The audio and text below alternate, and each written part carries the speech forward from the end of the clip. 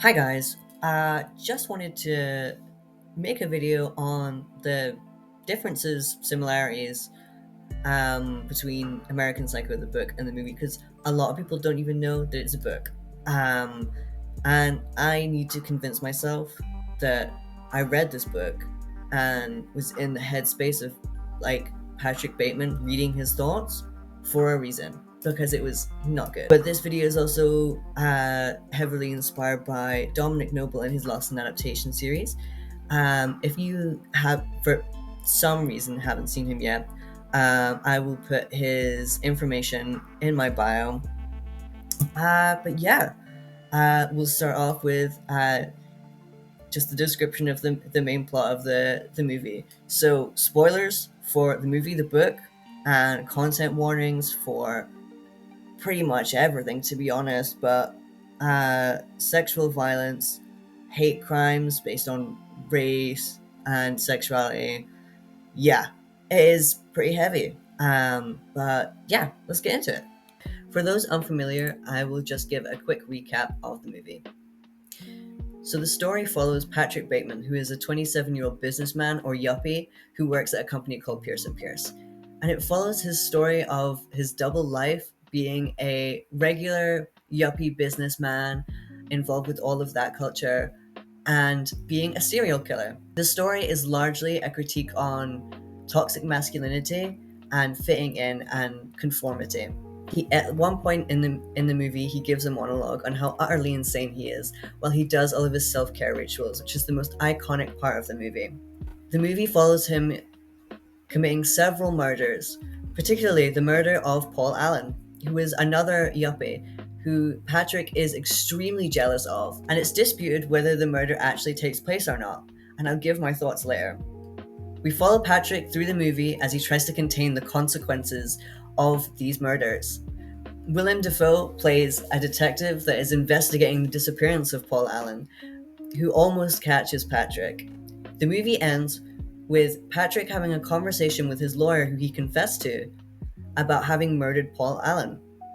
The lawyer says he couldn't have murdered Paul Allen because he had dinner with Paul Allen a few nights ago, which leads many people to the conclusion that Patrick didn't murder Paul Allen, or someone else was impersonating Paul Allen, as all of the yuppies look the same and there's so much confusion as to who everyone is that is prevalent in both the movie and the book. So let's get into the changes from the book.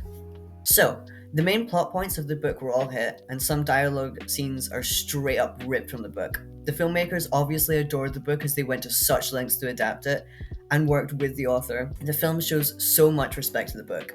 So let's get into what they did change. Bateman's friends are a lot worse in the book. Bryce starts the book by counting the homeless people they see on their taxi ride in the city, berating the taxi driver. His drug habit is also a lot worse, leading him to just running into a tunnel midway through the book and not seeing him again until after he comes out of rehab at the end of the book. There is a lot more racism in the book as well. The movie takes a more general critique on yuppie culture and misogyny. The book delves deeper into racism in yuppie culture. The first murder that Bateman commits in the book is a hate crime of a homeless black man, which we do see in the movie, but it's not as racially motivated, and there is constant usage of racial slurs. It's unsurprising that this was omitted from the movie as it was under enough controversy and scrutiny without adding this to the mix. The violence in general is turned up to 1,000 in the book. The book makes the movie look like a children's movie. The most horrific part of the book is when Patrick kidnaps and tortures his ex-girlfriend for days. Whether it was real or not, it was fucking traumatizing. The sexual violence is also much more frequent and intense, something I'm very thankful the movie chose to skip over in its adaptation. There's also a lot more homophobia, with Bateman murdering a gay man in a homophobic hate crime, and more interactions with Lewis, whom Bateman even just refers to in one chapter title as a gay slur. This added scene with Lewis actually makes Patrick appear more vulnerable. Patrick bumps into Lewis after the bathroom scene in a store where he's buying a tie for his brother. Lewis informs him that he is transferring out of state because Patrick led him on and broke his heart. Patrick is strangely hurt by this and urges Lewis to keep his mouth shut. until Lewis collapses on the ground, clinging to Patrick's legs, sobbing. Patrick begs Lewis to get up, but eventually kicks Lewis in the face and runs out of the store. Patrick's brother was also omitted from the movie, which makes complete sense because he is extremely minor, only having one scene with Patrick where he takes him to a restaurant for his birthday. While he is definitely not essential to the story, he provides some insight into why Patrick is the way he is. Patrick's older brother is more successful than him in pretty much every single way. Better job, better social standing, and even knows the chef at Dorsia. He seems to love reminding Patrick of this fact, and Patrick hates him for it. He only takes him out on his birthday to please his mother. This really highlights the inferiority complex that Patrick has got going on.